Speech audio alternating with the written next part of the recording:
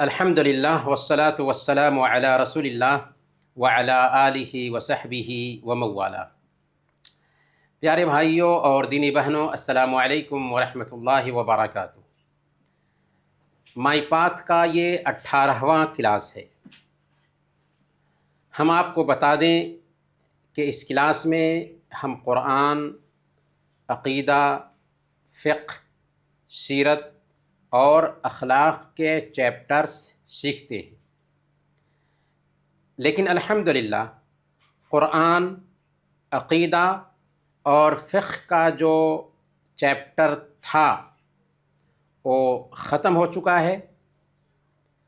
اس course میں ہمیں 9 صورتیں یاد کرنی ہے، سورہ الفاتحہ کے ساتھ سورہ العصر، سورہ الکوثر، سورہ النصر، سورہ الکافرون، سورہ المسد، سورہ الاخلاص، سورہ الفلق اور سورہ الناس۔ یہ صورتیں سکھائی جا چکی ہیں، ان کی تفصیل بھی بیان کی جا چکی ہے۔ اب آپ کو انہیں یاد کرنا ہے۔ امید کہ بہت سارے بھائی یاد کر بھی چکے ہوں گے، لیکن جن بھائیوں اور بہنوں نے ابھی تک یہ صورتیں یاد نہیں کی ہیں انہیں یاد کر لیں، اور یاد کرنے کا سب سے بہتر طریقہ یہ ہے کہ بار بار یوٹیوب سے یہ صورتیں اچھے قاری کی آواز میں سنتے رہیں، ریپیٹ کرتے رہیں۔ بار بار سننے سے اچھی آواز میں یہ صورتیں یاد ہو جائیں گی۔ عقیدہ کا چیپٹر بھی جیسا کہ ہم نے بتایا کہ ختم ہو چکا ہے، لیکن ہم ان میں سے اہم باتیں جو ہیں ان کو چند کلاسوں میں، ابھی 2 کلاسز باقی ہیں، ان میں دہراتے رہیں گے۔ ہم نے پچھلے ہفتہ اسلام سے نکال دینے والی 11 باتیں بتائی تھیں، جن کو نواقض اسلام کہا جاتا ہے۔ کیا کہا جاتا ہے؟ نواقض اسلام، یعنی وہ چیزیں جو اسلام کو ختم کر دیتی ہیں، اسلام سے نکال دیتی ہیں، اسلام سے باہر کر دیتی ہیں۔ یہ 11 چیزیں کون کون سی ہیں؟ سرسری طور پر جان لیتے ہیں۔ پہلے نمبر پر اللہ کے ساتھ کسی اور کو شریک ٹھہرانا، دوسرے نمبر پر اپنے اور اللہ کے بیچ کسی کو میڈل مین، واسطہ اور وسیلہ بنانا، تیسرے نمبر پر مشرکوں کو مشرک اور کافروں کو کافر نہ سمجھنا یا ان کے کفر اور شرک پر شک کرنا، چوتھے نمبر پر یہ ماننا کہ اسلام کے علاوہ کوئی اور دھرم اسلام کے جیسے ہے یا اسلام سے بہتر ہے، تو یہ بھی ایک انسان کو اسلام سے نکال دیتا ہے، کیونکہ اسلام اللہ کا اتارا ہوا قانون ہے، اور اللہ کا اتارا ہوا قانون اور انسانوں کے بنائے ہوئے قانون دونوں میں کوئی تال میل نہیں ہو سکتا۔ 5ویں نمبر پر قرآن کی کسی آیت کا یا اللہ کے نبی صلی اللہ علیہ وسلم کی کسی صحیح حدیث کا انکار کرنا، تو اس کی وجہ سے بھی ایک انسان اسلام سے نکل جاتا ہے۔ 6 نمبر پر قرآن کا یا کسی حدیث کا انکار تو نہ کرے لیکن اسے ناپسند کرے، یا اسلام کے کسی بھی حکم کا مذاق اڑائے، تو انکار کر دے یا اسے ناپسند کرے یا اسلام کے کسی بھی حکم کا مذاق اڑاتا ہے، اس کو مذاق بنا لیتا ہے، تو یہ بھی اسلام سے نکال دینے والا عمل ہے۔ 7ویں نمبر پر جادو کرنا یا جادو سیکھنا یا جادو کی تائید کرنا، یہ بھی اسلام سے نکال دینے والا عمل ہے۔ 8ویں نمبر پر اللہ کے دشمنوں سے دوستی کرنا، کفار و مشرکین سے دوستی کرنا، مسلمانوں کے خلاف میں، یا ان کے عقیدے کو سراہنا، یہ بھی اسلام سے نکال دیتا ہے۔ لیکن انسانی تعلق ہوگا، ان کے ساتھ ہمدردی ہوگی، ان کے ساتھ سہانوبھوتی ہوگی، ان کے ساتھ رواداری کا معاملہ کرنا یہ غلط نہیں ہے۔ 9ویں نمبر پر قرآن پر یا اللہ کے نبی صلی اللہ علیہ وسلم کی نبوت پر کسی طرح کا اعتراض کرنا۔ اللہ کے نبی صلی اللہ علیہ وسلم کی نبوت پر یا قرآن پر کسی طرح کا کوئی اعتراض کرتا ہے تو اس کی وجہ سے بھی وہ اسلام سے نکل جائے گا۔ 11ویں نمبر پر اللہ تعالیٰ کی صفتوں کا انکار کرنا یا کسی مخلوق کو اللہ کی صفت کے جیسے برابر سمجھنا۔ اور 11ویں نمبر پر اللہ کے نبی صلی اللہ علیہ وسلم کی نبوت کے ختم ہونے کا عقیدہ نہ رکھنا، یعنی یہ سمجھنا کہ اللہ کے نبی صلی اللہ علیہ وسلم کے بعد بھی کوئی نبی آ سکتے ہیں، یہ بھی اسلام سے نکال دینے والا عقیدہ ہے۔ آج ہم عقیدہ میں یہ بھی جانیں گے کہ محمد الرسول اللہ صلی اللہ علیہ وسلم کی مانگ کیا ہے، محمد صلی اللہ علیہ وسلم کو نبی ماننے کی مانگ کیا ہے۔ محمد الرسول اللہ جب ہم کہتے ہیں، اس کا جب ہم اقرار کرتے ہیں کلمہ لا الہ الا اللہ میں، تو محمد الرسول اللہ ہم سے کس چیز کی مانگ کرتا ہے؟ تو سب سے پہلے نمبر پر اس بات کی مانگ کرتا ہے محمد الرسول اللہ کہ ہم محمد صلی اللہ علیہ وسلم پر ایمان لائیں۔ اللہ نے فرمایا یا ایھا الذین آمنوا آمنوا باللہ ورسولہ، اے ایمان والو اللہ اور اس کے رسول پر ایمان لاؤ۔ ایمان لانے والے ایمان لاؤ، یعنی دل کی یقین سے تسلیم کرو نبی صلی اللہ علیہ وسلم کی رسالت کو۔ دوسرے نمبر پر اللہ کے نبی صلی اللہ علیہ وسلم کی پیروی کرنا بھی واجب ہے۔ ہم نے نبی صلی اللہ علیہ وسلم کو نبی مانا اور ایمان لائے، تو نبی ماننے کی مانگ یہ ہو گئی کہ اللہ کے نبی صلی اللہ علیہ وسلم نے جن کاموں کا حکم دیا ہے انہیں کریں، اور جن کاموں سے روک دیا ہے ان سے اپنے آپ کو روک لیں۔ اللہ تعالیٰ نے فرمایا یا ایھا الذین آمنوا اطیعوا اللہ واطیعوا الرسول ولا تبطلوا اعمالکم، کہ اے ایمان والو اللہ اور اس کے رسول کی اطاعت کرو، ان کو فالو کرو اور اپنے عملوں کو برباد نہ کرو۔ اس لیے اللہ کے نبی صلی اللہ علیہ وسلم کی اطاعت اصل میں اللہ سے محبت کی دلیل بن جاتی ہے۔ اللہ تعالیٰ نے سورہ آل عمران آیت نمبر 31 میں بیان فرمایا قل ان کنتم تحبون اللہ فاتبعونی یحببکم اللہ، اے نبی آپ فرما دیجئے لوگوں کو کہ اگر تم حقیقت میں اللہ سے محبت کا دعویٰ کرتے ہو تو میری تابعداری کرو، میری بات مانو، مجھے فالو کرو۔ گویا کہ اگر ہم حقیقت میں کہتے ہیں کہ ہمیں اللہ سے محبت ہے تو اس کی مانگ یہ ہے کہ نبی صلی اللہ علیہ وسلم کو فالو کیا جائے۔ تیسرے نمبر پر محمد الرسول اللہ کی مانگ یہ ہے کہ اللہ کے نبی صلی اللہ علیہ وسلم سے محبت کی جائے۔ کتنی محبت؟ اپنی جان سے بھی زیادہ، اپنی اولاد سے بھی زیادہ، دنیا کے سارے لوگوں سے جو محبت ہے ان ساری محبتوں پر اللہ کے نبی صلی اللہ علیہ وسلم کی محبت بڑھی ہوئی ہو۔ اللہ کے نبی صلی اللہ علیہ وسلم نے بیان فرمایا، صحیح بخاری کی یہ روایت ہے، لا یؤمن احدکم حتی اکون احب الیہ من والدہ وولدہ والناس اجمعین، تم میں سے ایک آدمی اس وقت تک مکمل ایمان والا نہیں ہو سکتا جب تک کہ میں اس کی نظر میں اس کے باپ، اس کے بیٹے اور تمام لوگوں سے زیادہ محبوب نہ بن جاؤں۔ اس سے پتہ یہ چلا کہ ہمیں اپنے مال دولت، اپنے بیوی بچوں، اپنے ماں باپ اور سارے لوگوں، یہاں تک کہ اپنی جان سے بھی زیادہ اللہ کے نبی صلی اللہ علیہ وسلم سے محبت کرنی چاہیے۔ محمد الرسول اللہ، محمد صلی اللہ علیہ وسلم کو رسول ماننے کی چوتھی مانگ یہ ہے کہ یہ عقیدہ رکھا جائے کہ محمد صلی اللہ علیہ وسلم گناہوں سے پاک ہیں اور معصوم ہیں۔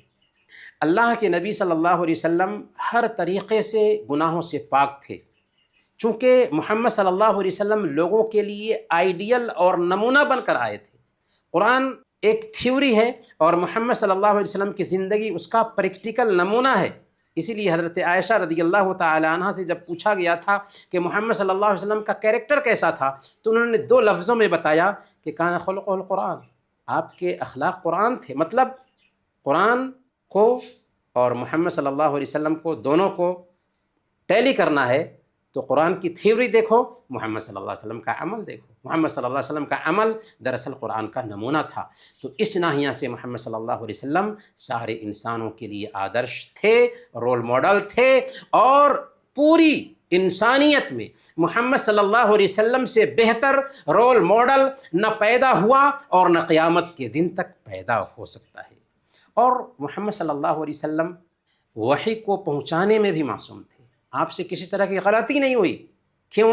اس لیے کہ آپ نے اپنی طرف سے کوئی بات نہیں بولا، وما ينطق عن الهوى ان هو الا وحی یوحی، آپ اپنی خواہش سے کچھ نہیں بولتے ہیں، یہ تو وحی ہے جو آپ پر وحی کی جاتی ہے۔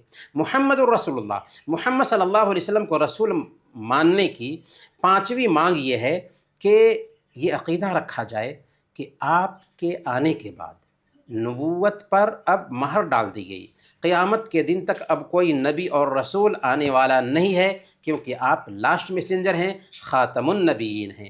اللہ نے فرمایا سورہ الاحزاب آیت نمبر 40، ما کان محمد ابا احد من رجالکم ولکن رسول اللہ وخاتم النبیین، کہ محمد صلی اللہ علیہ وسلم تمہارے مردوں میں سے کسی کے باپ نہیں ہے۔ کیسے؟ اس لیے کہ آپ کے سارے مرد بچے بچپن میں ہی وفات پا گئے، عورتوں کے باپ تھے، 4 بیٹیاں زندہ رہیں، تو محمد صلی اللہ علیہ وسلم تمہارے مردوں میں سے کسی کے باپ نہیں ہیں، لیکن وہ اللہ کے رسول اور آخری نبی ہیں، خاتم النبیین ہیں۔ محمد الرسول اللہ، محمد صلی اللہ علیہ وسلم کو اللہ کا رسول ماننے کی چھٹی مانگ یہ ہے کہ اس بات کا عقیدہ رکھا جائے کہ آپ کا جو پیغام تھا، آپ جو پیغام لے کر کے آئے، یہ ہر انسان اور ہر جنات کے لیے ہے، قیامت کے دن تک مکتی کا سادھن اللہ کے نبی صلی اللہ علیہ وسلم کا پیغام ہے، کیونکہ محمد صلی اللہ علیہ وسلم صرف عربوں کے لیے نہیں، صرف مسلمانوں کے لیے نہیں، بلکہ تمام انسان اور جنات کے لیے بھیجے گئے ہیں۔ اللہ فرماتا ہے سورہ الاعراف آیت نمبر 158، قل یا ایھا الناس انی رسول اللہ علیکم جمیعا، کہہ دو کہ اے لوگو میں تم سب کی طرف اللہ کا رسول بنا کر بھیجا گیا ہوں۔ محمد الرسول اللہ، محمد صلی اللہ علیہ وسلم کو رسول ماننے کا 7واں تقاضا یہ ہے کہ آپ صلی اللہ علیہ وسلم پر درود اور سلام بھیجا جائے، کیونکہ اللہ تعالیٰ نے فرمایا ان اللہ وملائکتہ یصلون علی النبی یا ایھا الذین آمنوا صلوا علیہ وسلموا تسلیما، بے شک اللہ تعالیٰ اور اس کے فرشتے نبی پر درود اور سلام بھیجتی ہیں، اے ایمان والو تم بھی نبی صلی اللہ علیہ وسلم پر درود بھیجو اور خوب سلام بھیجو۔ گویا کہ دعا کے وقت نبی پاک صلی اللہ علیہ وسلم پر درود بھیجا جائے گا، جب بھی آپ کا نام لیا جائے تو صلی اللہ علیہ وسلم کہنا ہمارے لیے ضروری ہے۔ بخیل ہے وہ کہ اللہ کے نبی صلی اللہ علیہ وسلم کا نام سنے اور صلی اللہ علیہ وسلم نہ کہے۔ جب آپ پر درود بھیجنے کی بات آتی ہے تو اس کا مطلب کیا ہے؟ اس کا مطلب یہ ہے کہ آپ کے لیے برکت کی دعا کی جائے، اور یہ کہ آخرت میں آپ کا مقام اور مرتبہ اونچا ہو، اس کے لیے آپ کے لیے دعا کی جائے۔ اور اللہ کے رسول صلی اللہ علیہ وسلم نے اپنی امت کو درود کیسے بھیجیں وہ طریقہ بھی سکھا دیا، چنانچہ آپ نے فرمایا کہ کہو اللہم صلی علی محمد وعلی آل محمد کما صلیت علی ابراہیم وعلی آل ابراہیم انک حمید مجید، اللہم بارک علی محمد وعلی آل محمد کما بارکت علی ابراہیم وعلی آل ابراہیم انک حمید مجید۔ اے اللہ محمد صلی اللہ علیہ وسلم پر اور محمد صلی اللہ علیہ وسلم کے پریوار پر رحمت اتار، جیسا کہ تو نے ابراہیم علیہ السلام اور ابراہیم علیہ السلام کے پریوار پر رحمت اتارا تھا، بے شک تو تعریف والا اور بزرگی والا ہے۔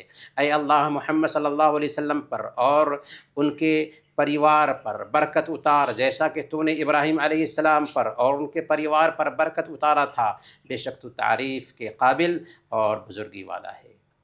محمد صلی اللہ علیہ وسلم کو رسول ماننے کا 8واں تقاضا اور 8ویں مانگ یہ ہے کہ یہ عقیدہ رکھا جائے کہ آپ نے پیغام کو پورے طور پر پہنچا دیا اور دین مکمل کر کے اس دنیا سے رخصت ہوئے۔ اللہ نے فرمایا الیوم اکملت لکم دینکم، آج میں نے تمہارے دین کو مکمل کر دیا۔ اور پیارے نبی صلی اللہ علیہ وسلم نے مسند احمد کی روایت کے مطابق بیان فرمایا لقد ترکتکم علی مثل البیضاء لیلها کنہارها لا یزیغ عنها الا ہالک، ہم نے تم کو بالکل روشن راستے پر چھوڑ دیا ہے جس کی رات بھی دن کے جیسے ہے۔ اسلام کا میسیج بالکل کلیئر ہے، اسلام کا میسیج بالکل آسان ہے، اسلام کا میسیج بالکل واضح ہے، روشن ہے، اس کو اپنانے میں کسی طرح کی پریشانی نہیں ہے۔ قرآن اور حدیث بھی بالکل محفوظ ہے، قیامت کے دن تک اسلام کے سورسز محفوظ رہیں گے۔ یہ ماڈرن بھی ہے، اپ ٹو ڈیٹ بھی ہے۔ ماڈرن اتنا کہ دنیا کی ساری ماڈرنیٹی اسلام کی ماڈرنیٹی کے سامنے میں فیل ہے، اور اپ ٹو ڈیٹ اتنا کہ اس کے کسی بھی قانون میں ایکسپائری ڈیٹ نہیں۔ محمد الرسول اللہ، محمد صلی اللہ علیہ وسلم کو رسول ماننے کی 9ویں مانگ یہ ہے کہ محمد صلی اللہ علیہ وسلم کو ان کی ذات سے اوپر نہ کیا جائے، آپ کے مقام اور مرتبہ کو پہچانا جائے، آپ کی سیرت کا مطالعہ کیا جائے، آپ کے بارے میں یہ عقیدہ رکھا جائے کہ آپ انسانوں میں سب سے زیادہ اللہ کا ڈر رکھنے والے تھے، سب سے زیادہ متقی تھے۔ اللہ نے آپ کے سینہ کو کھول دیا تھا، پہلوں اور بعد کے لوگوں میں آپ کا نام بلند کیا۔ اللہ تعالیٰ نے آپ کو اسراء اور معراج کرایا، مسجد حرام سے لے کر کے مسجد اقصیٰ تک رات کے ایک حصے میں اللہ تعالیٰ آپ کو سفر کرایا، اور پھر 7 آسمان کی سیر کرایا، اور پھر پردے کی اوٹ سے اللہ تعالیٰ نے آپ سے بات کیا۔ یہ اسراء اور معراج ہے۔ آپ کو وہ چیزیں دیں جو دوسرے رسولوں اور نبیوں کو نہیں دی تھی۔ 1 مہینے کی مسافت سے دشمن کے دل میں آپ کا رعب ڈال دیا، مال غنیمت آپ کے لیے حلال کیا گیا، آپ کی امت کے لیے زمین کے ہر حصے کو پاک بنایا گیا کہ جہاں آپ کی امت چاہے نماز پڑھ لے اور وہاں کی مٹی سے تیمم کر لے۔ آپ حمد کے جھنڈا، حوض کوثر اور مقام محمود کے مالک ہیں، آپ سفارش کرنے والے ہیں، اور آپ کی سفارش سنی جائے گی۔ اللہ تعالیٰ نے آپ کو حوض کوثر دیا ہے، آپ کے اگلے اور پچھلے سارے گناہ معاف کر دیا۔ آپ کی امت ساری امت میں سب سے افضل امت ٹھہری، آپ سب سے پہلے جنت میں داخل ہوں گے، اور آپ جو آخری کتاب قرآن کی شکل میں لے آئے ہیں، یہ دنیا کی ساری کتابوں میں سب سے محفوظ اور اوتھینٹک کتاب ہے۔ آپ کی شریعت تمام شریعتوں کو نرست کرتی ہے، منسوخ کرتی ہے، جو پہلے شریعتیں آئی تھیں نبیوں کے اوپر۔ آدم علیہ السلام کی اولاد کے آپ سردار ہیں، قیامت کے دن تک آپ سے بہتر انسان نہ پیدا ہوا اور نہ پیدا ہوگا۔ سب سے پہلے آپ کی قبر قیامت کے دن پھٹے گی، آپ ہی سب سے پہلے قبر سے نکلیں گے، سب سے پہلے آپ ہی سفارش کرنے والے ہیں، اور آپ کی سفارش بھی سنی جائے گی۔ ہر نبی اور رسول سے پہلے آپ جنت میں داخل ہوں گے، جنت میں آپ کا مقام بھی بلند ہوگا، آپ کے مقام سے اوپر کسی کا مقام نہیں ہوگا۔ اللہ اور اس کے فرشتے آپ پر درود بھیجتے ہیں، اور اللہ نے کہا کہ ہم بھی ان کے اوپر درود بھیجیں، اللہم صلی وسلم وبارک علیہ۔ لیکن ہماری ذمہ داری یہ بنتی ہے کہ آپ کو آپ کی شان سے اونچا نہ کریں، آپ کی ذات میں غلو نہ کریں، آپ کی ذات میں اتشیوکتی نہ کریں، ان کو ان کے مقام سے اونچا نہ کریں، کیونکہ کسی بھی انسان کو ان کے مقام سے اونچا کرنا اس کی شان میں بے ادبی ہوتی ہے۔ اللہ کے نبی صلی اللہ علیہ وسلم نے صحیح بخاری کی روایت کے مطابق بیان فرمایا، لا تطرونی کما اطرت النصارى ابن مریم، میری شان میں مبالغہ مت کرنا جیسا کہ عیسائیوں نے عیسیٰ علیہ السلام کی شان میں غلو کیا اور ان کو سن آف گاڈ مان لیا۔ فإنما أنا عبد فقولوا عبد اللہ ورسولہ، میں اللہ کا بندہ ہوں، اس لیے مجھے اللہ کا بندہ اور اس کا رسول کہنا۔ رسول جو ہوتے ہیں نا، انسان ہی ہوتے ہیں، ہماری طرح پیدا ہوتے ہیں، انہیں غیب کا علم نہیں ہوتا، اسی لیے اللہ کے نبی صلی اللہ علیہ وسلم کو بھی غیب کا علم نہیں تھا۔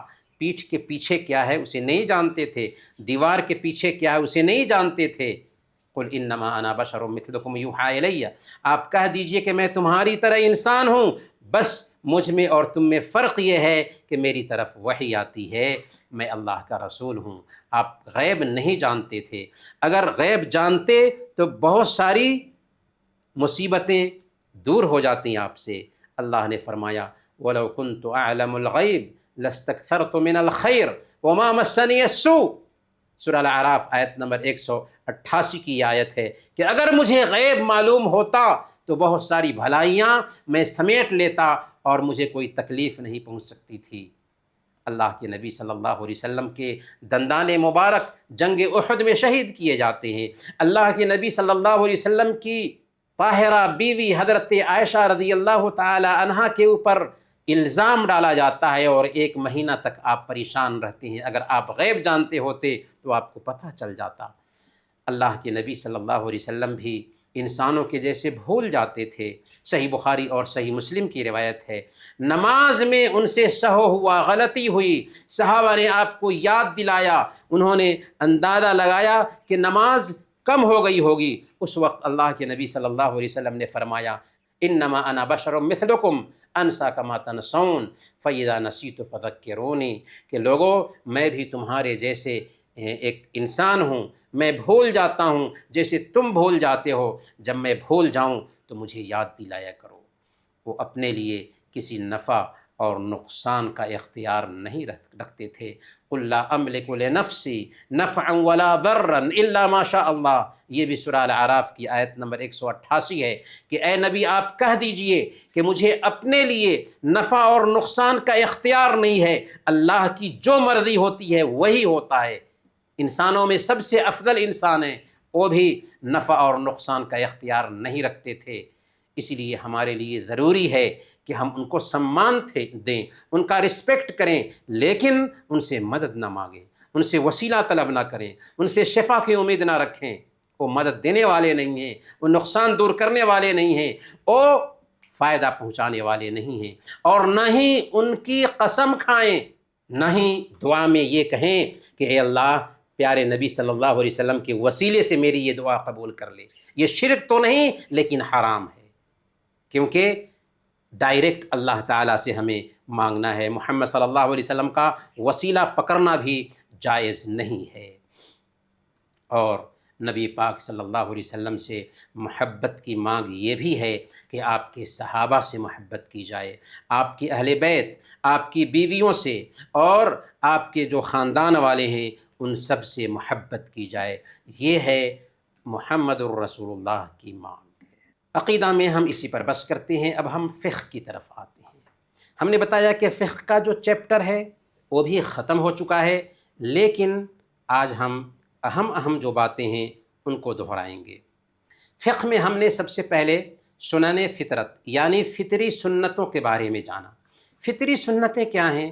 وہ نیچرلی سنتیں جو ہر نبی کے زمانے میں جاری اور ساری رہیں، جن کو ہم سوبھاوک سنت کہتے ہیں، نیچرلی سنتیں کہتے ہیں۔ مثال کے طور پر مسواک کرنا، ناف کے نیچے کے بالوں کو صاف کرنا تاکہ گندگی وہاں پہ جمع نہ ہو اور صفائی ستھرائی کا اہتمام ہو سکے۔ تیسرے نمبر پر بغل کے بال صاف کرنا تاکہ بغل میں گندگی جمع نہ ہو، بدبو وہاں سے نہ آئے، اور اسلام پاکی صفائی کا دین ہے۔ اسی طریقے سے ختنہ کرنا، اور اس کا مناسب وقت ہے 55۔ اس کا مقصد بھی صفائی ستھرائی اور بیماریوں سے حفاظت ہے۔ اسی طریقے سے مونچے کاٹنا اور داڑھی بڑھانا، یہ بھی فطری سنت ہے۔ اور اسی طریقے سے ناخن کاٹنا، لمبے لمبے ناخن رکھنا، یہ غلط ہے۔ اللہ کے نبی صلی اللہ علیہ وسلم نے بیان فرمایا من تشبہ بقوم فہو منہم، جس نے کسی قوم کی شکل اختیار کی وہ انہی لوگوں میں سے ہے۔ ہماری شریعت یہ کہتی ہے کہ ناخن کاٹنا چاہیے، چاہے مرد ہو چاہے عورتیں ہوں۔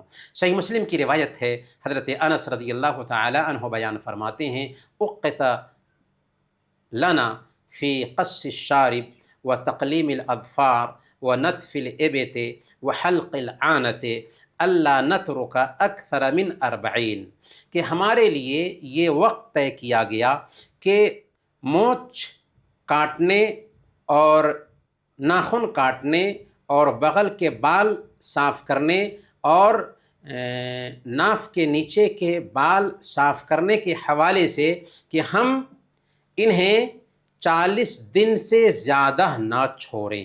40 دن گویا کہ لاسٹ مدت ہے، اس سے پہلے ہمیں اس کی صفائی کر لینا چاہیے۔ ہم نے اس کلاس میں باتھ روم کے آداب بھی جانا کہ جب ہم ٹوائلٹ میں جاتے ہیں تو اس کے آداب کا خیال رکھیں۔ مثال کے طور پر باتھ روم میں داخل ہوں تو بایاں پیر اندر کریں اور داخل ہونے سے پہلے دعا پڑھ لیں، بسم اللہ اللہم انی اعوذ بک من الخبث والخبائث۔ اسی طریقے سے پردہ کریں اور بیٹھ کر کے قضائے حاجت کریں۔ اسی طریقے سے قبلہ رخ نہ بیٹھیں اور نہ ہی پیٹھ خانہ کعبہ کی طرف کریں، کیونکہ اللہ کے نبی صلی اللہ علیہ وسلم نے ایسا کرنے سے منع کیا ہے۔ اسی طریقے سے پیشاب پیخانہ کرتے وقت بات نہ کریں۔ اللہ کے نبی صلی اللہ علیہ وسلم نے بیان فرمایا فَإِنَّ اللَّهَ يَمْقُتُ عَلَى ذَلِكَ، اس حرکت سے اللہ ناراض ہوتا ہے۔ یہاں تک کہ فون پر بھی بات نہ کریں، فون آتا ہے تو فون نہ اٹھائیں پیشاب پیخانہ کرتے وقت۔ پیشاب کی چھینٹوں سے بھی بچیں، یہ بھی ادب ہے۔ اللہ کے نبی صلی اللہ علیہ وسلم نے بیان فرمایا استنزہوا من البول فإن عامۃ عذاب القبر منہ، کہ پیشاب کی چھینٹوں سے بچو، زیادہ تر قبر کا عذاب اسی وجہ سے ہوتا ہے۔ بیت الخلاء میں کوئی چیز ایسی لے کر کے نہ جائیں جس پر اللہ کا نام لکھا ہو یا قرآنی آیات ہوں۔ اگر مجبوری ہو تو جیب میں بند کر سکتے ہیں۔ یہ بھی ادب ہے کہ ممنوعہ مقامات پر پیشاب پیخانہ کرنے سے بچیں، جیسے راستے میں، سایہ دار درخت کے نیچے اور لوگوں کے آرام کرنے کی جگہ پر۔ راستے میں پیشاب پیخانہ کرنا، سایہ دار درخت کے نیچے پیشاب پیخانہ کرنا، لوگ جہاں پر بیٹھتے ہیں وہاں پر پیشاب پیخانہ کرنا، یہ اسلامی آداب کے خلاف ہے۔ 8ویں نمبر پر گندگی کو صاف کرنے کے لیے بائیں ہاتھ کا استعمال کیا جائے اور گندگی کو پانی سے صاف کیا جائے، جسے استنجا کرنا کہتے ہیں۔ اور اگر پانی نہ ملے یا پانی ہے لیکن ٹھوس چیز جیسے ٹوائلٹ پیپر وغیرہ سے کوئی انسان گندگی کو صاف کرنا چاہتا ہے، جسے استجمار کہتے ہیں، تو اس کی بھی گنجائش ہے، لیکن بہتر ہے کہ آدمی پانی کا استعمال کریں۔ اور باتھ روم سے نکلتے وقت دایاں پیر باہر نکالیں اور نکلنے کے بعد کہیں غفرانک، اے اللہ ہم تجھ سے اپنے گناہوں کی معافی چاہتے ہیں۔ ہم نے اس کورس میں وضو اور غسل کا طریقہ بھی جانا۔ صحیح مسلم کی یہ حدیث ہے، اللہ کے نبی صلی اللہ علیہ وسلم نے بیان فرمایا کہ جب کوئی مسلمان وضو کرتا ہے اور اپنا چہرہ دھوتا ہے تو جیسے اس کے چہرے سے پانی گرتا ہے یا پانی کا آخری قطرہ گرتا ہے تو اس کے گناہ جو اس کی آنکھوں سے ہوئے تھے دھل جاتے ہیں، اور جب وہ ہاتھوں کو دھوتا ہے تو جیسے اس کے ہاتھوں سے پانی کا قطرہ گرتا ہے یا پانی کا آخری قطرہ گرتا ہے تو اس کے گناہ جو اس نے اپنے ہاتھوں سے کیے تھے جھڑ جاتے ہیں۔ اور جب وہ پیر دھوتا ہے تو جیسے ہی پانی کی بوند گرتی ہے یا پانی کی آخری بوند گرتی ہے تو اس کے پیروں سے کیے گئے گناہ دھل جاتے ہیں، یہاں تک کہ وہ گناہوں سے بالکل پاک صاف ہو جاتا ہے۔ تو وضو کرتے وقت یہ احساس اگر ہم اپنے ذہن میں بیٹھائیں گے کہ چہرہ دھوتے ہیں تو گناہ دھل جاتے ہیں، ہاتھ دھوتے ہیں تو گناہ دھل جاتے ہیں، پیر دھوتے ہیں تو ہمارے سارے گناہ دھل جاتے ہیں، تو اس کی بات ہی الگ ہوگی۔ ہم نے وضو کی شرطیں بھی جانا کہ تمیز کی عمر کو پہنچنا، اور تمیز کی عمر کو بچے 7 سال کی عمر میں پہنچ جاتے ہیں۔ نیت کا ہونا یہ بھی وضو کی شرط ہے۔ وضو کی شرطوں میں سے پانی کا پاک ہونا ہے۔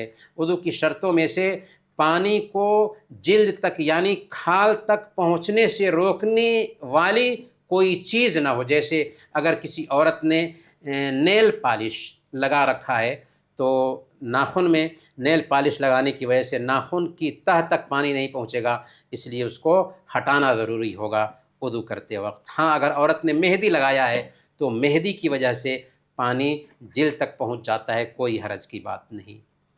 ہم نے یہ بھی جانا کہ 5 چیزیں ہیں جن سے وضو ٹوٹ جاتا ہے۔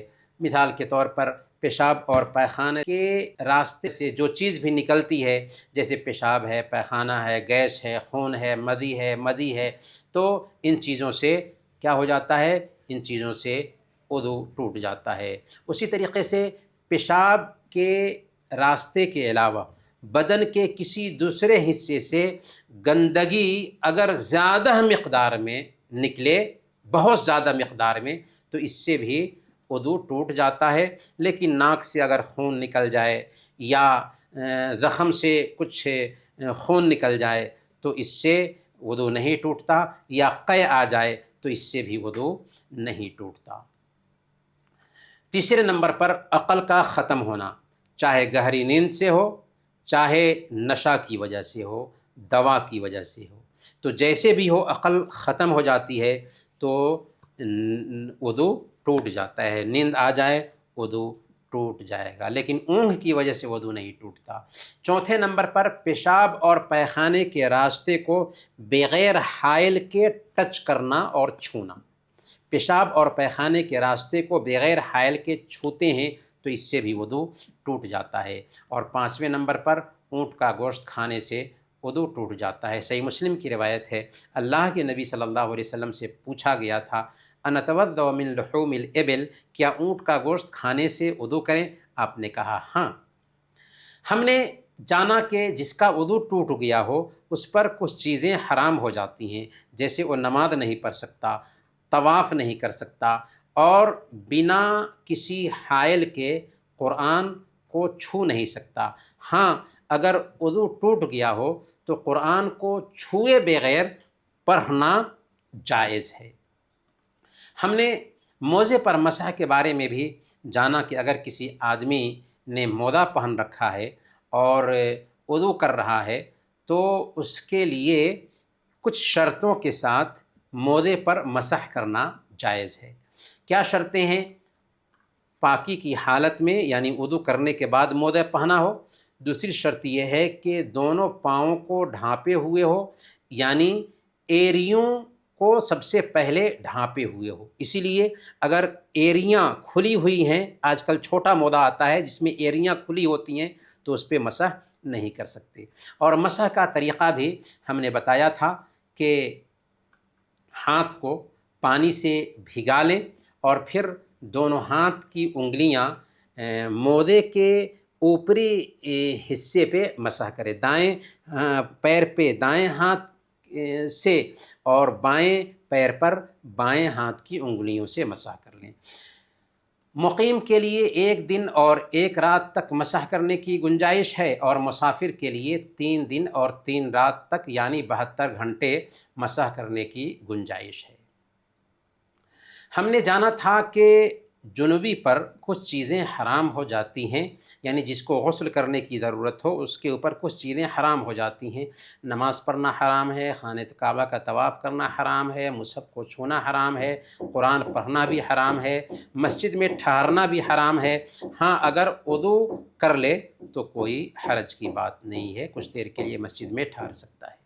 وہ کام جو حیض اور نفاس والی عورتوں کے لیے حرام ہے، وہ کون کون سے کام ہیں؟ نماز نہیں پڑھ سکتی اور چھوٹی ہوئی نمازوں کی قضا نہیں ہے۔ دوسرے نمبر پر روزہ نہیں رکھ سکتی، لیکن رمضان کے جو چھوٹے ہوئے روزے ہیں انہیں قضا کرنا ضروری ہے دوسرے دنوں میں۔ تیسرے نمبر پر خانہ کعبہ کا طواف نہیں کر سکتی، مسجد میں ٹھہر نہیں سکتی، مصحف کو چھو نہیں سکتی۔ ہاں، پیریڈ کے دنوں میں اگر ایک عورت ٹیچر ہے یا ایک عورت اسٹوڈنٹ ہے تو قرآن یاد کر سکتی ہے، دستانہ پہن کر کے اس کے صفحات کو الٹ بھی سکتی ہے، لیکن ڈائریکٹ قرآن کو چھو نہیں سکتی۔ اسی طریقے سے اس حالت میں جب کہ ایک عورت پیریڈ کے دن میں ہو، شوہر بیوی کا تعلق بھی قائم نہیں کیا جا سکتا۔ ہم نے حیض، نفاس اور استحاضہ کے احکام بھی جانا۔ حیض کیا ہے، نفاس کیا ہے، استحاضہ کیا ہے؟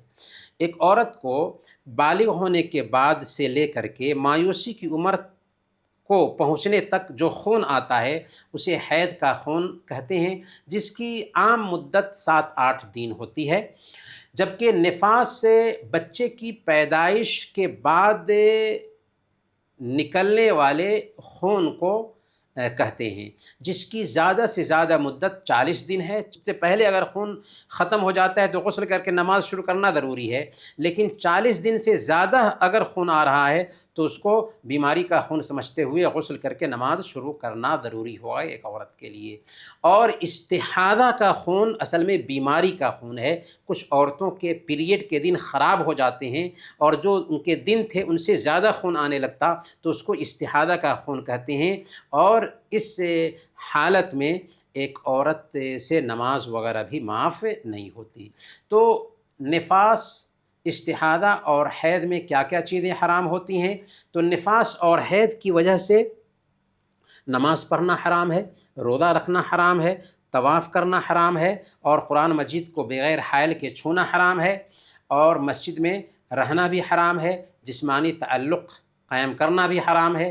لیکن استحاضہ والی عورت پر ایسی کوئی چیز بھی حرام نہیں ہوتی، کیونکہ یہ بیماری کا خون ہے۔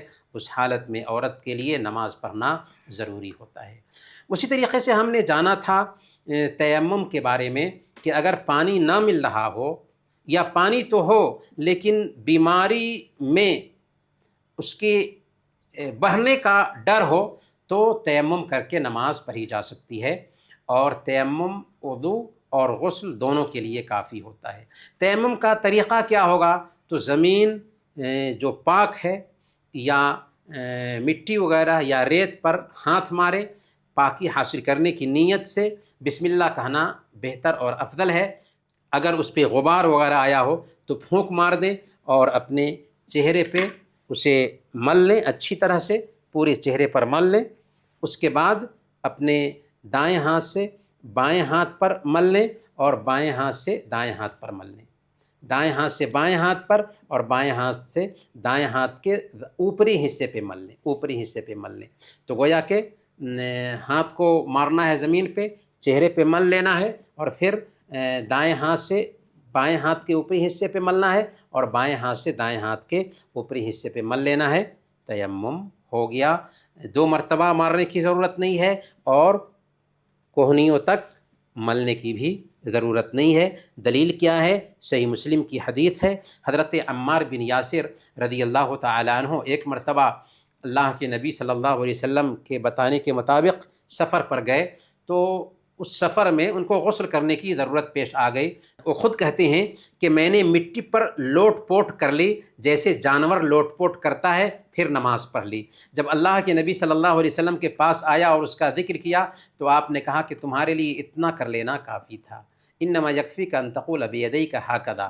پھر آپ نے اپنے دونوں ہاتھوں کو ایک بار زمین پر مارا، پھر اپنے چہرے پر پھیر لیا، پھر اپنے دونوں ہتھیلیوں کے اوپری حصے پر مل لیا، اوپری حصے پہ مل لیا۔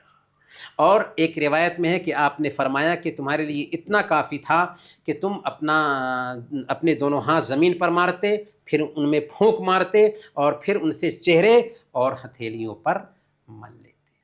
سیرت میں ہم اللہ کے نبی صلی اللہ علیہ وسلم کی زندگی کے بارے میں غیر مسلموں کے جو اقوال ہیں وہ بیان کر رہے تھے۔ پچھلے ہفتہ ہم نے کئی غیر مسلم کے اقوال بیان کیا، جیسے مائیکل ہارٹ نے دی 100 کتاب میں، جس میں اس نے دنیا میں 100 لوگ جو اثر ڈالنے والے تھے ان کی زندگیاں نوٹ کی، لیکن عجیب بات یہ ہے کہ کرسچن ہونے کے باوجود پہلے نمبر پر محمد صلی اللہ علیہ وسلم کو رکھا۔ اور پروفیسر راما کرشنا راؤ جو ہندو تھے، انہوں نے ایک کتاب لکھی ہے محمد صلی اللہ علیہ وسلم اسلام کے پیغمبر۔ اس میں انہوں نے لکھا ہے کہ انسانی سرگرمیوں کے تمام شعبوں میں محمد صلی اللہ علیہ وسلم ایک ہیرو کے جیسے تھے۔ گاندھی جی نے ینگ انڈیا میں اس بات کا اقرار کیا ہے کہ وہ تلوار کی طاقت نہیں تھی جس نے دلوں کو جیتا، بلکہ محمد صلی اللہ علیہ وسلم کا اخلاق تھا جس کی وجہ سے اسلام پھیلا۔ اسی طریقے سے کچھ یورپ کے دانشوروں نے بھی محمد صلی اللہ علیہ وسلم کے بارے میں اچھی رائے بیان کی ہے، جیسے اولف گانت گوئتھ یورپ کے بہت بڑے شاعر تھے۔ انہوں نے لکھا ہے محمد صلی اللہ علیہ وسلم نبی تھے، شاعر نہیں تھے، اسی لیے ان کا قرآن آسمانی قانون تھا، کسی انسان کی تیار کی ہوئی کتاب نہیں، جسے نالج اور تعلیم و تربیت یا منورنجن کے لیے تیار کیا گیا ہو، بلکہ وہ ہدایت کی کتاب تھی۔ اسی طریقے سے لامارٹن لکھتے ہیں محمد صلی اللہ علیہ وسلم ایک دارشنک یعنی فلسفی، بہترین خطیب، اللہ کے بھیجے ہوئے نبی، قانون بنانے والے، بہادر سپاہی، خیالات کے وجیتا یعنی فاتح، صحیح اصولوں کو دوبارہ قائم کرنے والے، اندھیروں اور اندھ وشواس سے دور رہ کر اللہ کی عبادت کرنے والے تھے۔ آپ نے 20 زمینی حکومتیں اور ایک بڑی روحانی حکومت قائم کی۔ اگر انسان کی عظمت کو پرکھنے کے سب معیار دیکھے جائیں تو ہم پورے یقین کے ساتھ کہہ سکتے ہیں کہ کیا ان سے عظیم، ان سے بڑا کوئی انسان دنیا میں پیدا ہوا ہے؟ یہ ایک رائٹر لامارٹن کا قول ہے۔ پادری آربوس وورتھ اسمیتھ اپنی کتاب محمد اینڈ محمدنزم میں لکھتا ہے، وہ حکومت کے ہیڈ تھے اور مسجد کے بھی ہیڈ تھے، ایک ہی وقت میں حاکم تھے اور پوپ بھی۔ پوپ بنا مانگ کے تھے اور حاکم بنا سینا کے تھے۔ ان کے پاس کوئی استھائی سینا نہیں تھی، کوئی محافظ یعنی انگ رکشک نہیں تھا، کوئی محل نہیں تھا اور نہ ہی کوئی مستقل آمدنی تھی۔ اگر کسی کو یہ کہنے کا حق ہے کہ وہ ایشوری آدیش سے حکومت کرتا تھا تو وہ محمد صلی اللہ علیہ وسلم ہیں۔ ان کے پاس سادھن کے بنا اور سمرتھن کے طریقوں کے بغیر طاقت تھی۔ انہیں شکتی پردرشن کی کوئی پرواہ نہیں تھی۔ ان کے نجی جیون کی سادگی ان کے ساروجنک جیون سے میل کھاتی تھی، یعنی جیسے ان کی لوگوں کے سامنے کی زندگی تھی وہی زندگی اکیلے کی تھی۔ اکیلے کی زندگی میں اور لوگوں کے سامنے کی زندگی میں کوئی بھید نہیں تھا۔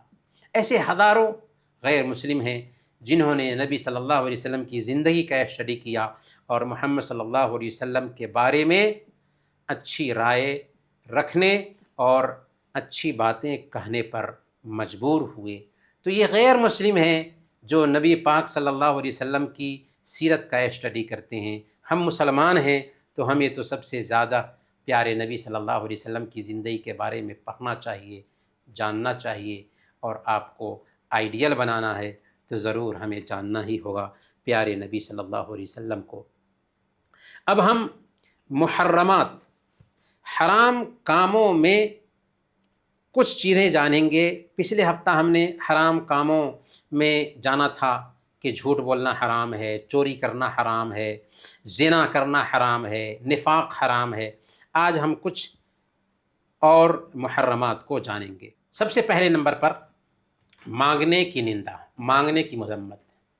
اسلام نے ہمیں رزق کمانے پر ابھارا ہے، محنت کرنے پر ابھارا ہے اور مانگنے کی نندا کی ہے۔ لوگوں سے مانگنا اس کو معیوب ٹھہرایا ہے۔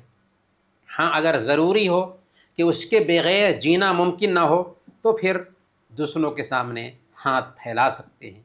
اسلام نے محنت کی کمائی کھانے پر ابھارا، اسی لیے اللہ کے نبی صلی اللہ علیہ وسلم بیان فرماتے ہیں الید العلیٰ خیر من الید السفلیٰ، کہ اوپر والا ہاتھ نیچے والے ہاتھ سے بہتر ہے، یعنی جو ہاتھ دیتا ہے وہ ہاتھ بہتر ہے لینے والے ہاتھ سے۔ دینے والا بننا چاہیے، لینے والا نہیں بننا چاہیے۔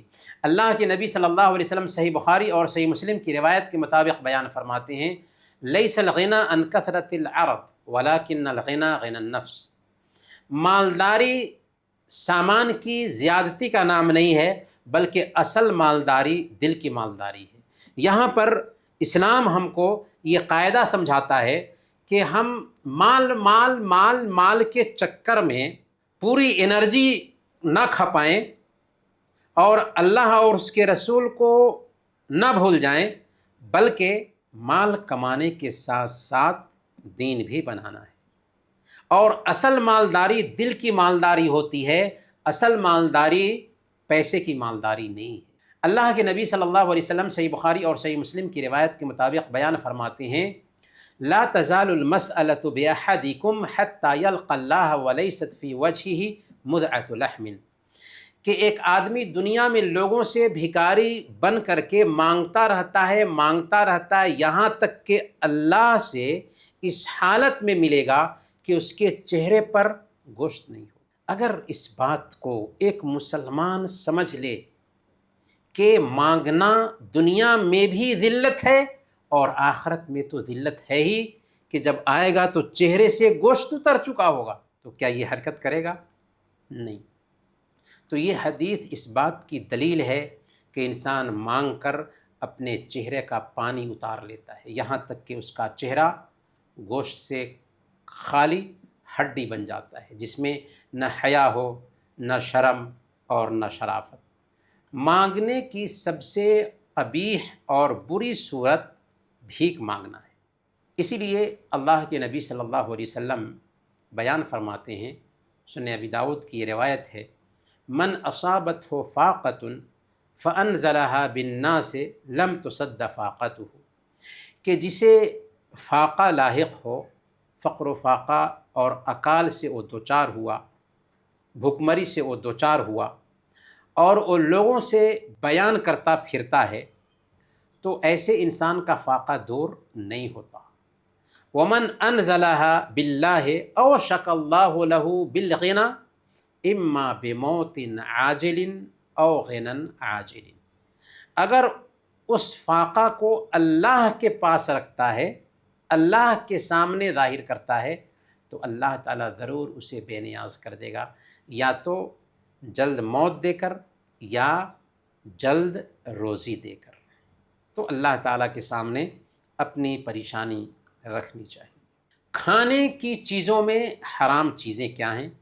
اللہ تعالیٰ نے پاکیزہ اور حلال چیزیں حلال قرار دی ہیں۔ جو چیزیں پاکیزہ ہیں اور بہتر ہیں وہی چیزیں اسلام میں حلال ہیں، اور جو چیزیں خبیث ہیں وہ ساری کی ساری چیزیں حرام ہیں۔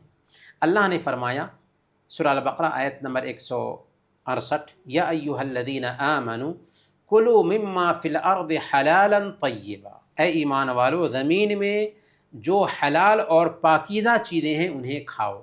گویا کہ قاعدہ یہ رہا کہ اس دھرتی پر جو چیزیں بھی پاکیزہ کہلاتی ہیں وہ حلال ہیں، اور جو چیزیں بھی خبیث کہلاتی ہیں وہ حرام ہیں۔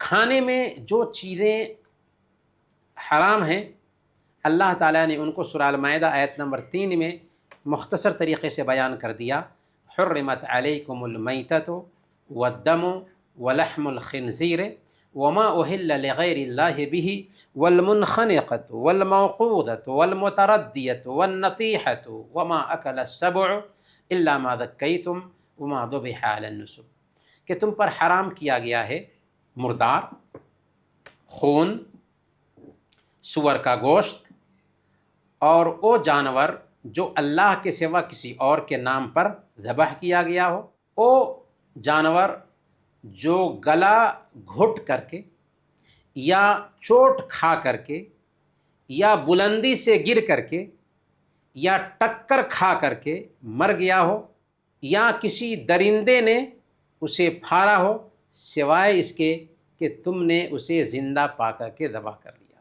زندہ تھا ذبح کر لیا تو حلال ہے۔ لیکن اگر گلا گھٹ کر کے مر گیا، چوٹ کھا کر کے مر گیا، بلندی سے گر کر کے مر گیا، یا کسی درندے نے اسے پھاڑ کھایا اور مر گیا، تو وہ حرام ہو جائے گا۔ وما ذبح علی النصب، اور جو کسی آستانے پر ذبح کیا گیا ہو، کسی شرک کے اڈے پر ذبح کیا گیا ہو، تو وہ بھی حرام ہے۔ اس آیت کی روشنی میں حرام چیزیں مردار اور اس کی مختلف شکلیں بنتی ہیں۔ اسی طریقے سے خون، سور کا گوشت، اور جسے غیر اللہ کے نام پر ذبح کیا گیا ہو یا جس پر اللہ کا نام نہ لیا گیا ہو، تو وہ ساری چیزیں مردار میں شامل ہیں، حرام میں شامل ہیں۔ اور پینے کی جو حرام چیزیں ہیں ان میں بنیادی طور پر ہر وہ شراب جو نشہ لائے، ہر وہ پینے کی چیز جو نشہ لائے وہ حرام ہے، جیسے ڈرگس اور ہر قسم کے بھانگ وغیرہ شراب وغیرہ حرام ہیں۔ اور شراب کے تعلق سے سنن ترمذی کی روایت ہے، حضرت جابر رضی اللہ تعالیٰ عنہ بیان فرماتے ہیں، لعن رسول اللہ صلی اللہ علیہ وسلم فی الخمر عشرۃ، اللہ کے نبی صلی اللہ علیہ وسلم نے شراب کی وجہ سے 10 لوگوں پر لعنت بھیجی۔ کس نے؟ اللہ کے نبی صلی اللہ علیہ وسلم نے۔ کس نبی نے؟ جو رحمت للعالمین تھے، سارے انسانوں کے لیے رحمت بن کر آئے تھے، لیکن شراب کے معاملے میں، شراب سے متعلق، شراب کا ساتھ دینے والے 10 لوگوں پر لعنت بھیجی۔ وہ کون کون ہیں؟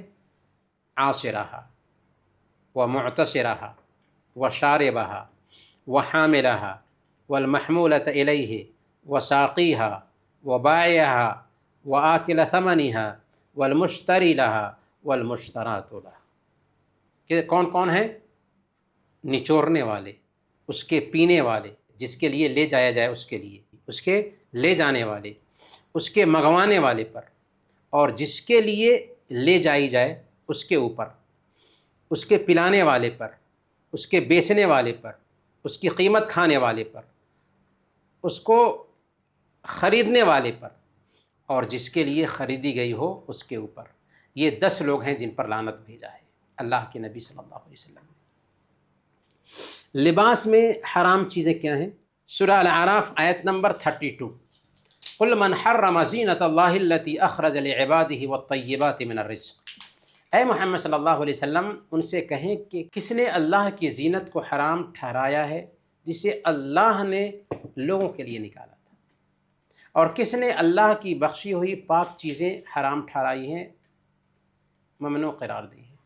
یہ چیزیں جو اللہ نے پاکیزہ ہیں، حلال قرار دی ہیں، یہ زینت کی چیزیں ہیں، اس لیے وہ جائز ہیں، حلال ہیں۔ تو اسلام کی نظر میں لباس کے حوالے سے قاعدہ یہ ہے کہ سارا لباس جائز ہے، سوائے اس کے کہ جس کی شکل کو ہماری شریعت نے ناجائز ٹھہرایا۔ اسلام کی نظر میں لباس کا 2 مقصد ہوتا ہے، ستر چھپانا اور زینت اختیار کرنا۔ اس سے ستر چھپتا ہے اور جسم میں زینت بھی ظاہر ہوتی ہے، یعنی لباس پہننے کی وجہ سے جسم اچھا لگتا ہے۔ مردوں پر لباس کے حوالے سے حرام کیا ہے کہ سونا پہننا حرام ہے مردوں کے لیے، خالص ریشم کے کپڑے پہننا حرام ہے، اور عورتوں کے لباس پہننا بھی مردوں کے لیے حرام ہے، یعنی لباس میں عورتوں کی شکل اختیار کرنا۔ عورتوں پر حرام کیا ہے؟ عورت کے لیے ایسا لباس پہننا حرام ہے جو بہت زیادہ تنگ ہو، جس سے جسم کے انگ ظاہر ہوں۔ صحیح مسلم کی روایت کے مطابق اللہ کے نبی صلی اللہ علیہ وسلم نے بیان فرمایا کہ 2 لوگ میرے بعد آئیں گے جو جہنمی ہوں گے، میں نے ان کو نہیں دیکھا۔ ان میں سے ایک وَنِسَاءٌ كَاسِيَاتٌ عَارِيَاتٌ مَائِلَاتٌ مُمِيلَاتٌ، ایسی عورتیں ہوں گی جو پہنی بھی ہوں گی، ننگی بھی ہوں گی، مائل کرنے والیاں ہوں گی، مائل ہونے والیاں ہوں گی، اور آج وہ چیز ہم دیکھتے ہیں اپنے سماج میں۔ دوسرے نمبر پر مردوں کا لباس پہننا بھی عورتوں کے لیے حرام ہے۔ لعن رسول اللہ صلی اللہ علیہ وسلم الرجل یلبس لبسۃ المرأۃ والمرأۃ تلبس لبسۃ الرجل۔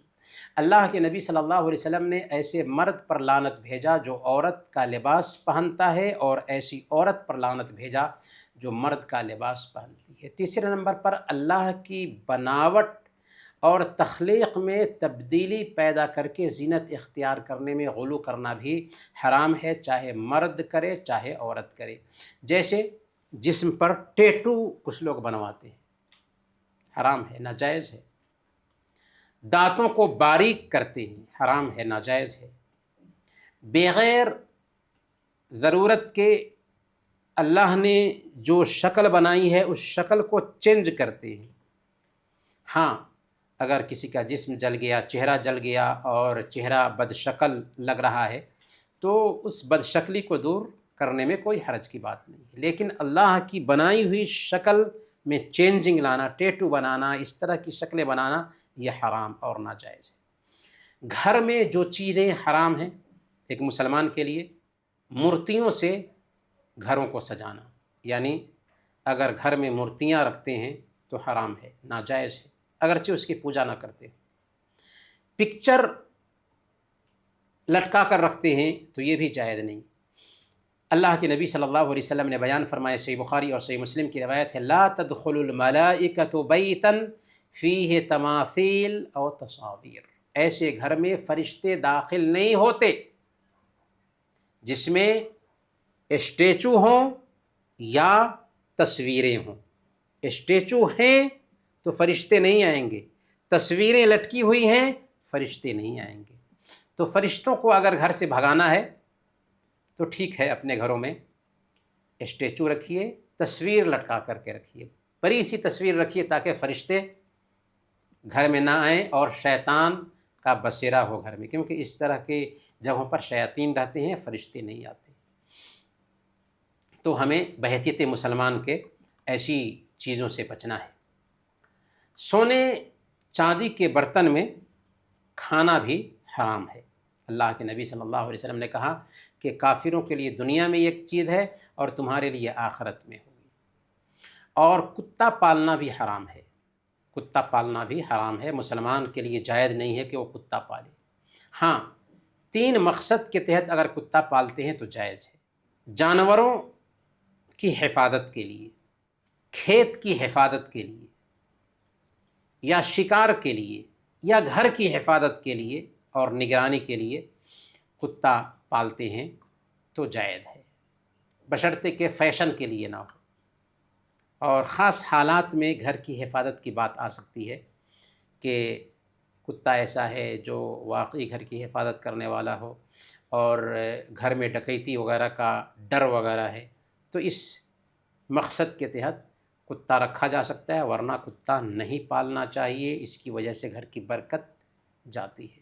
ایک قیرات نیکی کٹتی ہے اور ایک قیرات کو جا کے ایک پہاڑ کے برابر ہے۔ ہمارے پاس خود نیکیاں کم ہیں اور ہم کتا پال کر کے اپنی نیکیاں کٹواتے رہیں۔ کمائی میں حرام چیزیں کیا کیا ہیں؟ جیسے مورتیاں بیچنا، صلیب بنانا، چرس، افیون یا شراب سے متعلق چیزیں بیچنا، جسم بیچنے کا دھندا، ناچ گانے اور یون کلاؤں سے متعلق جو بھی تجارت ہے اس طرح کا کاروبار کرنا، سی ڈی، ویڈیو، گانے وغیرہ بیچنا، یہ سب حرام ہے۔ اسی طریقے سے وہ کاروبار کرنا جس میں سود ہو، جس میں دھوکہ ہو، جس میں ظلم ہو، یہ ساری چیزیں حرام ہیں۔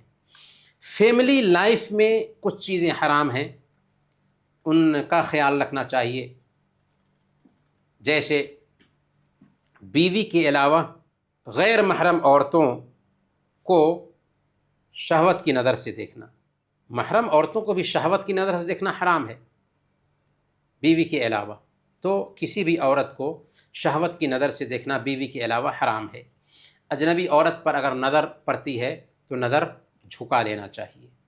سنن ابی داؤد کی روایت ہے، اللہ کے نبی صلی اللہ علیہ وسلم نے بیان فرمایا، یا علی لا تتبع النظرة النظرة فإن لك الأولى وليست لك الآخرة، کہ اے علی ایک نظر کے بعد دوسری نظر مت ڈالو، پہلی نظر تو معاف ہے، دوسری نظر معاف نہیں۔ ہم راستے سے گزر رہے تھے، کسی عورت پر نظر پڑ گئی، پہلی نظر تو معاف ہے، اب نیچے کر لینا ہے نظر، اب دوبارہ نہیں نظر ڈالنا ہے، پہلی نظر معاف، دوسری نظر معاف نہیں ہے۔ حرام چیزوں میں ایک ہے سوڈومی اور ہومو سیکسوالٹی، یعنی سملینگیکتا، یعنی مردوں کا مردوں سے جسمانی تعلق بنانا اور عورتوں کا عورتوں سے سیکس کرنا۔ افسوس کی بات یہ ہے کہ دنیا تہذیب کا دعویٰ کرتی ہے، لیکن یہ گنوار ہیں، جنگلی ہیں، بلکہ جانور ہیں جو یہ حرکت کرتے ہیں۔ لواطت یعنی مرد مرد سے تعلق بنائے، سیکس کرے، یہ بیماری سب سے پہلے لوط علیہ السلام کی قوم میں پیدا ہوئی تھی، اور جانور بھی ایسا کام نہیں کرتا ہے۔ سورہ النمل آیت نمبر 55 میں اللہ تعالیٰ نے ان کا قصہ بیان کیا۔ حضرت لوط علیہ السلام اپنی قوم سے کہتے ہیں اَإِنَّكُمْ لَتَأْتُونَ الرِّجَالَ شَهْوَةً مِّن دُونِ النِّسَاءِ بَلْ أَنْتُمْ قَوْمٌ تَجْهَلُونَ، یہ کیا بات ہے کہ تم عورتوں کو چھوڑ کر مردوں کے پاس شہوت پوری کرنے کے لیے آتے ہو؟ حق بات یہ ہے کہ تم نادان قوم۔ پھر اللہ تعالیٰ نے ایسی قوم کے ساتھ کیا معاملہ کیا، یہ یاد رکھنا چاہیے۔ اللہ تعالیٰ نے ان کو عذاب سے دوچار کیا۔ سب سے پہلے ان کی آنکھیں اچک لیں، دوسرے نمبر پر ان کی بستی کو الٹ دیا، اٹھایا جبریل امین نے اور اوپر لے جا کر کے اوپر کے حصے کو نیچے اور نیچے کے حصہ کو اوپر کر دیا، اور پھر کیا کیا، ان پر پتھر برسایا، یہاں تک کہ وہ عبرت کا سامان بن گئے۔ آپ نے ڈیڈ سی سنا ہوگا، بحیر میت، بحر میت بھی اس کو کہتے ہیں، مردہ سمندر، ڈیڈ سمندر، ڈیڈ سی۔ آج وہی ڈیڈ سی ہے جہاں پر قوم لوط کو تباہ کیا گیا تھا، ہلاک کیا گیا تھا۔ آج اس ڈیڈ سی میں کوئی جاندار چیز نہیں زندہ رہ سکتی۔ دنیا والوں کے لیے عبرت کا سامان آج تک اللہ تعالیٰ نے رکھا ہے کہ مردوں سے سیکس کرتے تھے، اللہ تعالیٰ نے دنیا کے لیے عبرت کا سامان بنا دیا۔ اسی طریقے سے اپنی ہی بیوی کے ساتھ کیوں نہ ہو، پیخانہ کے راستے میں سیکس کرنا بھی حرام ہے، ناجائز ہے۔ سنن ابی داؤد کی روایت ہے، اللہ کے نبی صلی اللہ علیہ وسلم نے بیان فرمایا، ملعون من اتی امرأۃ فی دبورها، کہ جو آدمی اپنی بیوی کے پیچھے کے راستے میں سیکس کرتا ہے اس کے اوپر اللہ کی لعنت ہے۔ حیض اور نفاس کی حالت میں جسمانی تعلق بنانا بھی حرام ہے، ناجائز ہے۔ اللہ فرماتا ہے وَيَسْأَلُونَكَ عَنِ الْمَحِيضِ قُلْ هُوَ أَذًى فَاعْتَزِلُوا النِّسَاءَ فِي الْمَحِيضِ وَلَا تَقْرَبُوهُنَّ حَتَّى يَطْهُرْنَ، لوگ پوچھتے ہیں حیض کا کیا حکم ہے، کہو کہ وہ گندی چیز ہے، وہ ایک گندگی ہے، اس کی حالت میں عورتوں سے الگ رہو اور ان کے قریب نہ جاؤ یہاں تک کہ وہ پاک نہ ہو جائیں، غسل کر لیں تبھی جا سکتے ہیں پاک ہونے کے بعد۔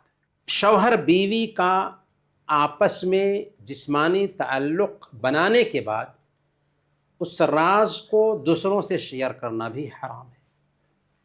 صحیح مسلم کی روایت ہے، اللہ کے نبی صلی اللہ علیہ وسلم نے بیان فرمایا، ان من اشر الناس عند اللہ منزلۃ یوم القیامہ، اللہ کی نظر میں لوگوں میں سب سے برا انسان کل قیامت کے دن وہ ہوگا، الرجل یفضی الی امرأته وتفضی الیہ ثم ینشر سرها، کہ ایسا آدمی جو اپنی بیوی کے ساتھ جسمانی تعلق بناتا ہے پھر باہر جا کر کے اس کے راز کو دوسروں سے بیان کرتا ہے۔ دیوث ہے ایسا انسان، اللہ کی نظر میں سب سے برا ہے انسان جو اپنے گھر کے جسمانی تعلق کے بارے میں دوسروں سے، دوستوں سے شیئر کرتا ہے، نہایت ہی گندا انسان ہے، اور اللہ کی نظر میں سب سے برا انسان ایسا ہوگا جو اس طرح کی باتیں دوسروں سے شیئر کرتا ہے۔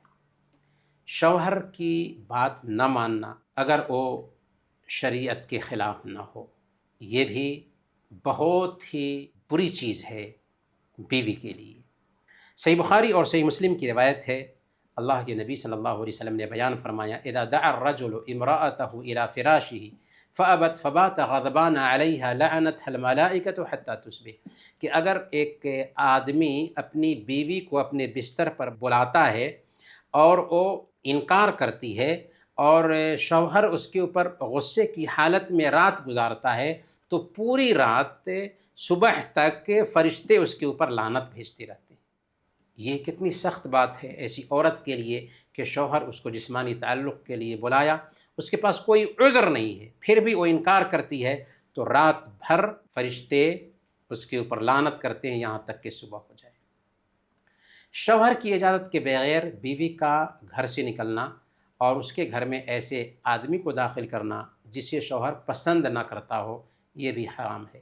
صحیح بخاری اور صحیح مسلم کی روایت ہے، اللہ کے نبی صلی اللہ علیہ وسلم نے ارشاد فرمایا، وَلَا تَأْذَنُ فِي بَيْتِهِ إِلَّا بِإِذْنِهِ، کہ کسی دوسرے غیر مرد کو اس کے گھر میں اس کی اجازت کے بغیر آنے نہ دے۔ کوئی غیر مرد آتا ہے تو شوہر کی اجازت کے بغیر آنے نہ دے۔ اور اجنبی مرد اور عورت کا اکیلے میں اکٹھا ہونا بھی حرام ہے، ناجائز ہے۔ صحیح بخاری اور صحیح مسلم کی روایت ہے، اللہ کے نبی صلی اللہ علیہ وسلم نے ایک دن بیان فرمایا تھا، ایاکم والدخول علی النساء، عورتوں کے پاس اکیلے میں جانے سے بچو۔ فقال رجل من الانصار، انصار کے ایک آدمی نے پوچھا، یا رسول اللہ افرأیت الحمو، دیور کا کیا حکم ہے؟ آپ نے فرمایا الحمو الموت، دیور تو موت ہے۔ دیور موت کیسے ہے؟ اس لیے کہ دیور اسی گھر میں رہتا ہے اور دیور کی وجہ سے گناہ کا چانس زیادہ ہو سکتا ہے، اس لیے دیور سے پردہ بدرجے اولا ہونا چاہیے۔ یہ صحیح بخاری اور صحیح مسلم کی روایت ہے۔ اب ایک پوائنٹ رہ گیا ہے اور وہ ہے ماں باپ کے بیچ تعلق میں حرام چیزیں۔ ماں باپ کے لیے جائز نہیں ہے کہ وہ اپنے بیٹے کے نسب کا انکار کرے۔ صحیح بخاری اور صحیح مسلم کی روایت ہے، الولد للفراش، بچہ صاحب فراش کی طرف منسوب کیا جائے گا، یعنی جس کے گھر میں بچہ ہوا ہے اسی کا بچہ مانا جائے گا۔ ہاں اگر اس کی بیوی نے زنا کیا اور ثابت ہو گیا کہ زنا سے وہ بچہ پیدا ہوا ہے تو زانی کی طرف بچہ منسوب نہیں ہوگا، پر اپنی ماں کی طرف بچہ ضرور منسوب ہوگا۔ کسی انسان کے لیے یہ جائز نہیں ہے کہ وہ اپنے باپ کے علاوہ کسی اور انسان کی طرف اپنی نسبت کرے۔ اللہ کے نبی صلی اللہ علیہ وسلم نے بیان فرمایا، صحیح بخاری اور صحیح مسلم کی روایت ہے، لیس من رجل ادعا لغیر ابیہ وہو یعلمہ الا کفر، کہ جو آدمی اپنے باپ کے علاوہ کسی اور کی طرف جان بوجھ کر کے نسبت کرتا ہے اس نے کفریہ کام کیا۔ تو نسبت اپنے باپ کی طرف ہی ہونی چاہیے، چاہے ہمارا خاندان کیسا بھی ہو، ہمارا باپ کیسا بھی ہو، نسبت باپ کی طرف ہونی چاہیے، اور انسان کے لیے یہ فخر کی بات ہے۔ آخری نقطہ یہ ہے کہ منہ بولا بیٹا بنانا حرام ہے، یعنی دوسرے کے بیٹا کو اپنے نسب سے جوڑنا یہ حرام ہے، ناجائز ہے۔ اللہ فرماتا ہے ادعوہم لآبائہم هو اقسط عند اللہ، ان بچوں کو ان کے باپوں کے ناموں سے پکارو، یہ اللہ کی نظر میں زیادہ انصاف کی بات ہے۔ ہاں اگر کسی کے پاس اولاد نہیں ہے، وہ گود لینے کی بجائے اس بچے کو رکھ سکتا ہے، اس بچی کو پال سکتا ہے، لیکن وہ بچے اس کے نسب میں داخل نہیں ہوں گے، اپنی طرف اس کو منسوب نہیں کر سکتا، اس کو اپنی بیٹی یا اپنا بیٹا نہیں بنا سکتا، بلکہ وہ دوسرے ہی کی اولاد رہے گی۔ لیکن بچے کی خواہش پوری کرنے کے لیے کسی دوسرے کے بچے کو پڑھا سکتا ہے، گھر میں پال سکتا ہے، لیکن منہ بولا بیٹا نہیں بنا سکتا، کیونکہ بچہ اسی کا ہوگا، بچی اسی کی ہوگی جس کی وہ حقیقی اولاد ہے۔ انہی باتوں کے ساتھ آج کا ہم درس ختم کرتے ہیں۔ اللہ تعالیٰ سے دعا کرتے ہیں کہ اللہ تعالیٰ جو کچھ بھی ہم نے سنا ہے ان کے مطابق زندگی گزارنے کی توفیق عطا فرمائے۔ آمین۔ وصلی اللہ علی نبینا محمد وعلی آلہ وصحبہ اجمعین۔